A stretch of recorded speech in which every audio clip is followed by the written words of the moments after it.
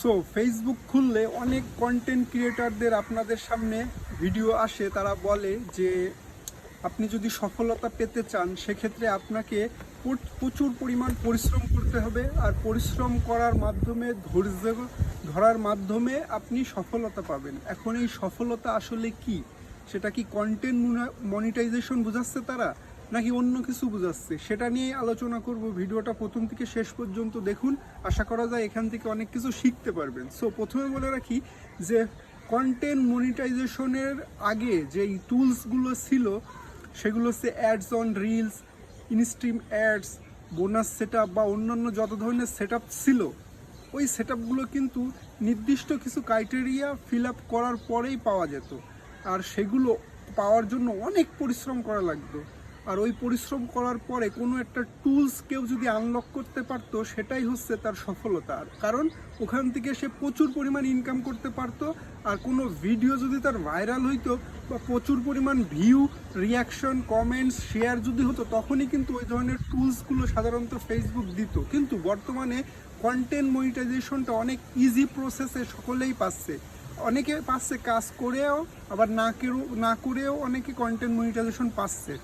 এখন আপনার ফলোয়ার সংখ্যা কম, আপনার ভিডিওতে ভিউ আসে না, আপনার ফটো বা টেক্সটে রিয়াকশন আসে না, আপনি কন্টেন্ট মনিটাইজেশন পেয়েছেন, তাহলে কি আপনি সফলতা পেলেন?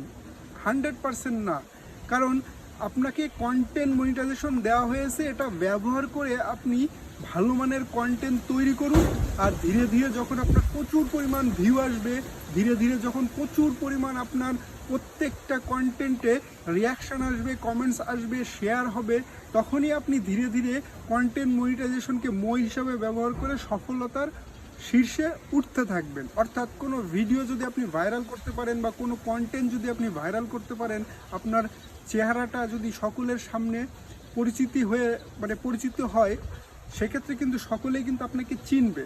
আপনি যখন নিজের পরিচয় এই ফেসবুকে তৈরি করতে পারবেন 100%, তখন ধরে নেবেন আপনি সফলতা পাচ্ছেন। এর আগে কিন্তু সফলতা নয়।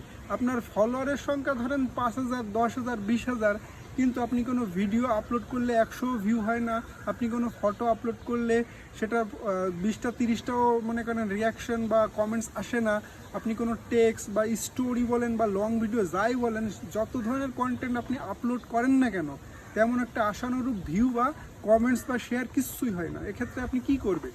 এখান থেকে কন্টেন্ট মনিটাইজেশন পেলেও আপনি 1 টাকাও ইনকাম করতে পারবেন না, বা যা ইনকাম করবেন সেটা দিয়ে কফির বিলও শোধ করতে পারবেন না। তাহলে তো আপনার সফলতা হলো না। আপনার সফলতা নির্ভর করে আপনার কন্টেন্ট কত মানুষ দেখতেছে, আপনার পরিচয়টা কতভাবে আপনি তুলে ধরেছেন মানুষের সামনে, সকলেই আপনাকে আসলেই কি অ্যাজ এ কন্টেন্ট ক্রিয়েটর হিসাবে চিনতে পারতেছে কিনা, বা আপনি আসলে সেই জায়গাটায় গিয়েছেন কিনা, এটাই হচ্ছে সফলতা। সো সফলতা পাওয়ার জন্য আপনাকে অবশ্যই কন্টেন্ট মনিটাইজেশনটাকে ব্যবহার করতে হবে। কন্টেন্ট মনিটাইজেশনটা হচ্ছে একটা দরজা, যেই দরজার মাধ্যমে আপনি ইনকামটা করতে পারবেন, আপনি ইনকামটার লেভেল ধীরে ধীরে বাড়াতে পারবেন। এটা কিন্তু খুব সহজ একটা প্রসেস দিয়েছে নতুনদের জন্য, পুরাতন জন্য, সকলের জন্য। ফেসবুক একটা সুন্দর প্রসেস করে দিয়েছে যে যারাই কন্টেন্ট মনিটাইজেশন পাবে তারা কিন্তু হতাশ হবে না, তারা কাজ করার উৎসাহ পাবে। আর এই কন্টেন্ট মনিটাইজেশনটাকে সফলতার সিঁড়ি ধরে রাখতে পারে বা মই বানিয়ে তারা কিন্তু সফলতার শীর্ষে উঠতে পারে। কারণ কন্টেন্ট মনিটাইজেশন তাদের ভালো ভালো কন্টেন্ট তৈরি করার উৎসাহ যোগাবে।